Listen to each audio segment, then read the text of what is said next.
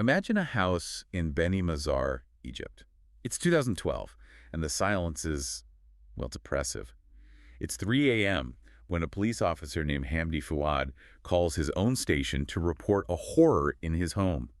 A horror he says he can't explain. And you have to picture the scene the investigators walk into. It's immediately disorienting. In this one small room, there are 3 little girls, Hind, who's 8, Fatma, 6, and Sabrine, only 3. They're all lying in the same bed. Exactly. Side by side, they're clean, they're well-dressed. They honestly just look like they're asleep. It's this picture of unnatural calm. But the father, Hamdi, he has an explanation ready to go, a very specific one. He says it was a snake bite. Which is odd, to say the Right. least, especially because right there, sleeping nearby in the very same room, is his second wife. And with her is their infant son. Their 20-day-old son. Yeah, and the baby is completely, totally unharmed. Now, in a case like this, the first person you look at is often the stepmother. It's just standard procedure. Easy target. The easy target, right.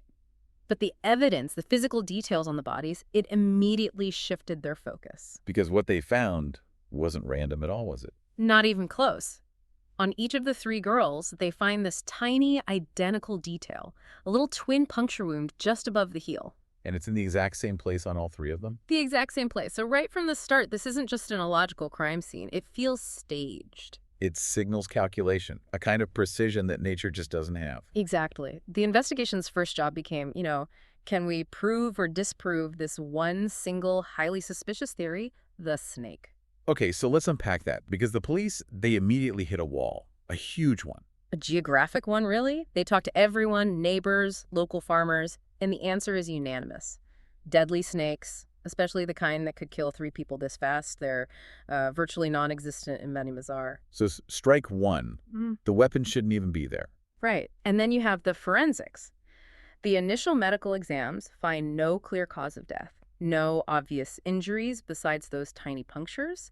The toxicology screens for common poisons, they all come back negative. So you've got these unnatural simultaneous deaths, but without any of the usual evidence. It just pushes all the suspicion back onto the one person with the strange story. Back to Hamdi. And, you have to ask about the stepmother, the initial logical suspect. Well, this is where it gets even more pointed. The neighbors completely clear her. They all say she was kind, loving, that she treated those little girls like her own children. So that path is a dead end. It clears the board, leaving only the father and his impossible snake theory. But they can't just accuse him. They have to prove the crime was staged with the very weapon he claimed was an accident. They need an expert. And they do something fascinating. They bring in a local Howie. A professional snake hunter. Yeah. In that part of the world, that's like calling in the ultimate specialist. Yeah. The forensic toxicologist of the natural world. And his arrival just changes the whole mood of the investigation.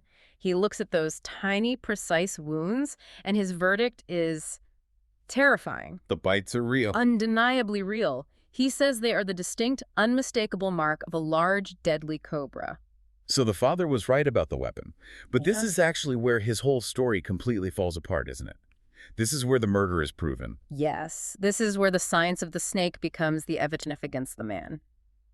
Let's start with what we can call the first cobra contradiction, Okay. the species. The kind of cobra big enough to do this isn't indigenous to Beni Mazar. It's not from there. It had to have been brought in. So it's an imported weapon. Mm-hmm. The second point, though, that one seems even more damning. It's about the venom itself. It is. Cobra venom takes time to regenerate. I mean, at least 2 hours after a full fatal dose. Yeah. So with 3 girls dying at almost the exact same time, A single snake couldn't have done it. it's biologically impossible. It means it wasn't just one non-native cobra. It had to be multiple cobras. Multiple snakes, ready to strike, all at once. And then there's the third contradiction, which is just about behavior. Right. Howie confirmed it. Cobras very rarely attack sleeping humans. But more than that, he said it is, and I'm quoting, more than impossible for a snake to strike 3 different targets in the exact same spot on the body. Right above the heel. That level of precision. It's not an animal. That's control. Every single piece of evidence, geography, toxicology, animal behavior, it all pointed to a calculated, cold-blooded murder, staged to look like an act of nature. And who was the only person pushing that impossible story? Hamdi Fuad. So the investigation shifts. It's now all about the interrogation, the psychological pressure. The detectives just keep hammering him with all these inconsistencies. They know his story is nonsense, and eventually he breaks. But the first detail he gives up is, it's tiny, something they'd completely missed. What was it? He asks them why they hadn't noticed the 2 boxes of matches in his pocket. One of them was used. But he wasn't a smoker. Not a smoker.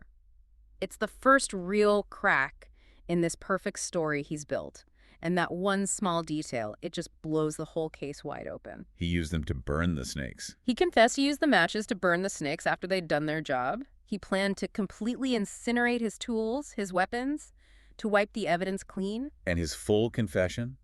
It revealed this wasn't some spontaneous act of rage. This was planned for months. 3 months, a sustained, calculated mission. He decided the deaths had to look natural, and he settled on cobra venom as the perfect, untraceable poison. The lengths he went to. It's like something out of a spy novel. He travels all the way to Cairo's Friday market to find a very specific person. A specialized reptile trader named Ibrahim. But to get what he wants, he can't just buy the snakes. He needs training. He needs to know how to use them. But he invents this elaborate lie. A meticulous one. He tells Ibrahim he works for a pharmacy college back in Minya.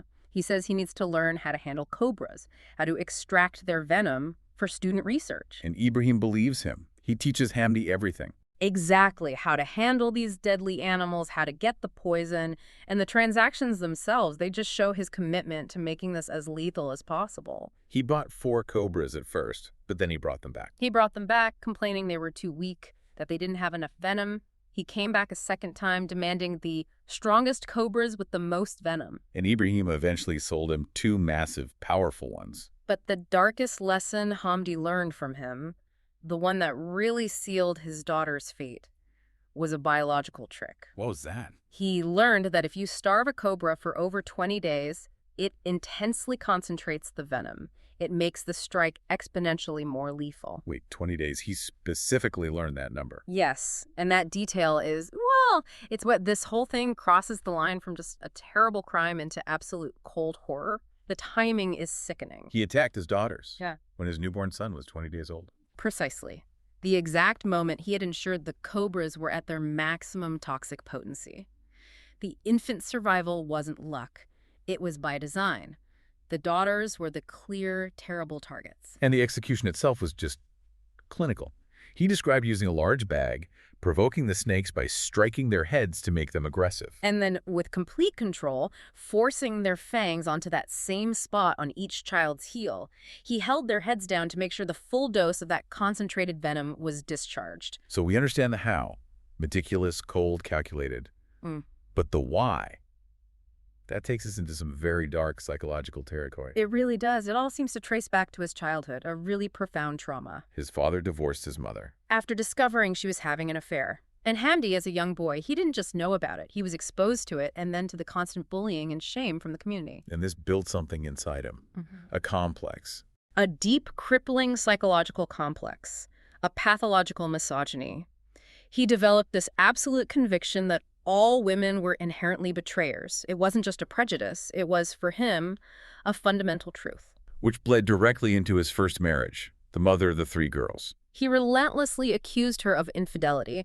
No evidence, of course, but the real trigger, the thing that seems to have ignited this whole horrific plan, came during a fight. She said the girls weren't his. She taunted him with it, Yeah. spitefully. It was later proven to be a complete lie, but for him, it was the ultimate insult, the confirmation of his deepest fear. And then, when they divorced, she left the girls with him. As a form of punishment in his mind. So his deep-seated hatred of women, his fear of betrayal, it all got projected onto his daughters. He didn't see children anymore. He saw a constant living reminder of his humiliation. Exactly. Tokens of his wife's betrayal, his mother's betrayal, tokens that had to be eliminated. The coldness is just, it's staggering. The verdict finally came in 2014. Hamdi Fuad was sentenced to 15 years in prison. Only 15 years, not the death penalty. No, because it was proven in court that he was suffering from severe, debilitating mental health issues, that the trauma from his childhood was a direct contributing factor. And that raises the really difficult question for anyone looking at this case, and for you listening. Do you give any consideration to that deep, undeniable psychological damage, knowing it warped his entire view of the world? Or is that just completely overshadowed by the pure, cold-blooded calculation? The 3 months of meticulous planning he used to murder 3 innocent kids. The true horror here isn't really the cobra, is it? It's the human mind that decided to weaponize it. The planning suggests not just a moment of madness, but a sustained, absolute commitment to vengeance. A vengeance that targeted the most defenseless people in his life. What does it take for a person to view their own daughters not as family, but as just tools of someone else's punishment? That chilling commitment is the darkest part of this whole story.